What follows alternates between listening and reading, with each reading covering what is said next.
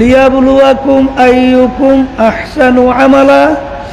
আমার মালিক পরীক্ষার হলে তোমাকে আমাকে পরীক্ষা করার জন্য দুনিয়ার ভিতরে স্বাধীনতা দান করলো। যা মনে কয় তা করবি। আমার মালিক কিন্তু কিছু পরীক্ষার হলে বলবেন না। আমার মালিক স্বাধীনতা দান কইরা আমার মালিক ঘোষণা করলেন ওয়াহাদাইনাহুম নাজদাইন। পরীক্ষার হলের ভিতরে স্বাধীনতা দান কইরা তোদেরকে আমি দুইটা রাস্তা দেখাইয়া দিলাম। একটা রাস্তা বেহেশতের, আর একটা রাস্তা জাহান্নামের। তোরা যদি বেহেশতের রাস্তায় চলতে চাও, আমি তোদেরকে সেই রাস্তায় চলার শক্তি আমি তোদেরকে দান করব। আর যদি স্বাধীনতার ভিতরে তুই জাহান্নামের রাস্তায় চলো, সেই রাস্তায় তোকে আমি স্বাধীনতা পরীক্ষার হলে তোকে আমি শক্তি দান করব। এই জন্য আমার বাজানদেরকে বলবো, পর্দালে মা বোনদেরকে বলবো, বাজান দুনিয়া কিন্তু ক্ষণস্থায়ী, দেখতে না দেখতে শেষ হইয়া যায়। একটু মাঝে মাঝে চক্ষু বন্ধ কইরা পিছনের দিকে তাকাইয়া দেখো, মনে হয় যেন সব কালকের ঘটনা। ওদিকে আয়নার সামনে যখন চেহারার দিকে তাকাই, দেখি কাঁচা দাড়িগুলা পাইকা সাদা হইয়া গেল, দাঁতগুলা পইরা গেল। কোথায় আমার আম্মা গেল, কোথায় আমার আব্বা গেল, কোথায় আমার দাদা দাদি নানান আত্মীয় স্বজন গেল, কোথায় আমার পড়শিরা গেল। তামাম দুনিয়ার যে কোনো প্রান্তে মানুষ থাকলে সেকেন্ডের মধ্যে যোগাযোগ করা যায়, কিন্তু তোমার আমার আম্মা, তোমার আমার আব্বা, তোমার আমার আত্মীয় স্বজন বাড়ির দরজায় অন্ধকার কবরে ঘুমায় রইল, আজ পর্যন্ত খবর দিতেও পারে না, নিতেও কিন্তু পারি না। এই জন্য আমার বাজানদেরকে বলবো, পর্দালে মা বোনদেরকে বলবো, বাজান মনে করছেন আমরা হুজুরেরা কিছু বুঝি না। বুঝা শূন্যায় কিন্তু দাড়ি রাখছি, বুঝা শূন্যায় কিন্তু টুপি মাথায় রাখছি, বুঝা শূন্যায় কিন্তু লম্বা জামা গায়ে রাখছি, বুঝা শূন্যায় কিন্তু ফজরের সময় মুয়াজ্জিন যখন আল্লাহর পক্ষ থেকে দাওয়াত দেয়, আসসালাতু খায়রুম মিনান নাওম, ঘুম হইতে নামাজ ভালো। শীতের ভিতরে অনেক সময় ল্যাপ কম্বল ফালাইয়া ওইটা ঠান্ডা পানিতে অনেক সময় উযু কইরা তারপর মসজিদের দিকে দৌড়াই। কারণ কি বাজান, ভালো কইরা চিন্তা ভাবনা কইরা দেখছি কোরআনুল কারীম কিন্তু সত্য। কারণ দুনিয়ার ভিতরে একটাই কিতাব, যার শুরুতে লেখা আছে যালিকাল কিতাব লা রাইবা ফি। এই যে কিতাব দেখে এর ভিতরে ভুল সন্দেহ বলতে কিছু নাই। এ দুনিয়াদার পাগল আমার বাবারা, এ দুনিয়ার শিক্ষিত আমার বাবারা, এ দুনিয়া ক্ষমতা সম্পন্ন আমার বাবারা, হে পর্দার আড়ালের মা বোনেরা, বাজারে একটু চিন্তা ভাবনা কইরা দেখো। কোরআনুল কারীম নাজেল হলো প্রায় 1450 বছরের বেশি হয়ে গেল। বাজারে এত ইসলামের শত্রু দুনিয়ার থেকে গেল, বর্তমানে ইসলামের শত্রুর অভাব নাই। বাজার কোরআনুল কারীমের ভিতরে এখনো চ্যালেঞ্জের আয়াত আছে না না? তোমাদের সঙ্গে আমাদের কোনো ঝগড়াও নাই, তোমাদের সঙ্গে আমাদের কোনো মারামারি কাটাকাটি নাই। বাজার তোমরা যারা সবাই একত্রিত হইয়া পারলে কোরআনুল কারীমের ভিতরে একটা ভুল বের করে দেখাও। যদি দেখাইতে পারো, বাজান আমরাও পরিষ্কার বললাম, আর নামাজ পড়বো না, রোজা রাখবো না, হজ আদায় করবো না, বাজান অন্য আল্লাহর হুকুম অনুযায়ী চলবো না।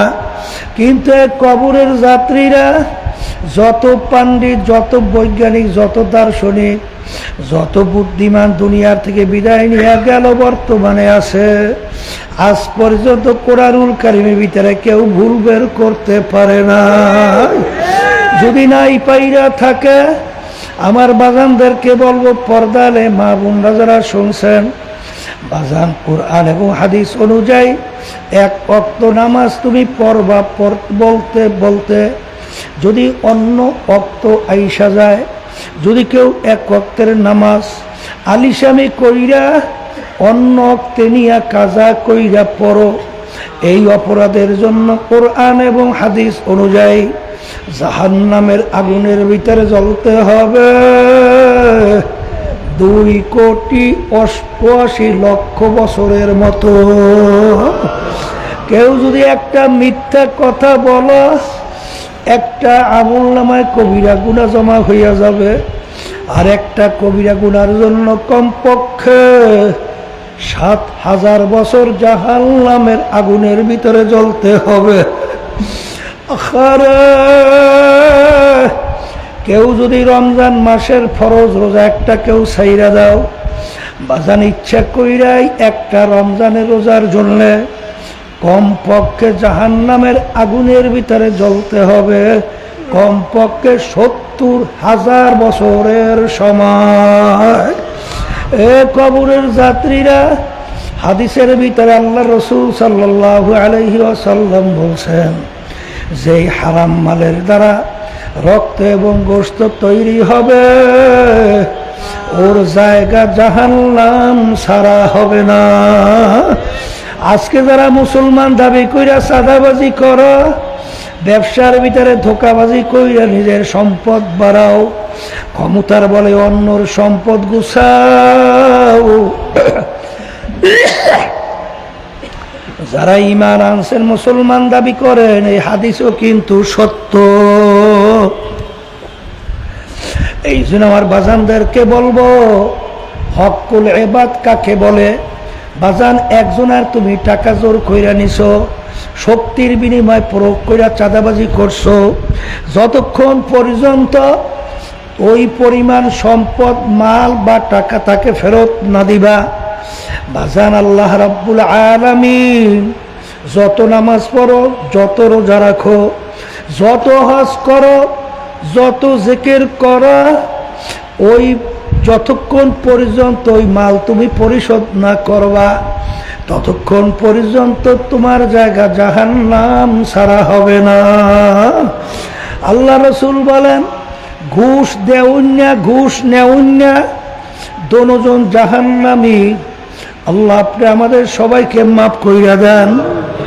এই জন্য আমার বাজানদেরকে বলবো, যারা ঈমান আনছে, আল্লাহকে বিশ্বাস করে, আখিরাতকে বিশ্বাস করে, কোরআন এবং হাদিসকে বিশ্বাস করে, হুশ থাকতে, জীবন থাকতে আল্লাহর ফজল করবে, তারা হারামের কাছেও যায় না। আর এক শ্রেণী আমার বাজানরা আছে, দু কিস্তি পর নেহাদানকে চেরা যায়।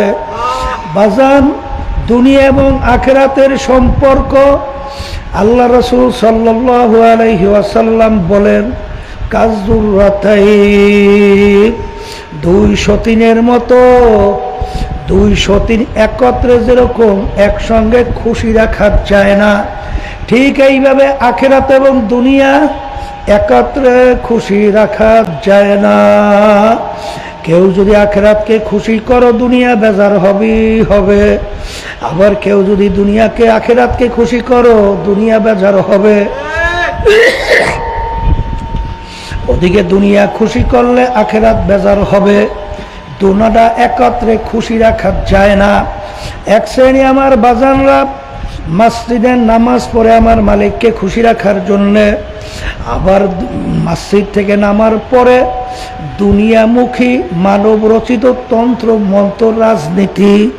বাজান, এই বর্তমানে বাংলাদেশে যে প্রচলিত গণতন্ত্র চলছে, এর পূর্ববক্তা হইল প্রাক্তন প্রেসিডেন্ট আব্রাহাম লিঙ্কন। এই প্রচলিত গণতন্ত্রের থিওরি দিছিল, government of the people, by the people, for the people. তিনি এক কথায় বুঝাতে চায়, সমস্ত ক্ষমতার মালিক জনগণ।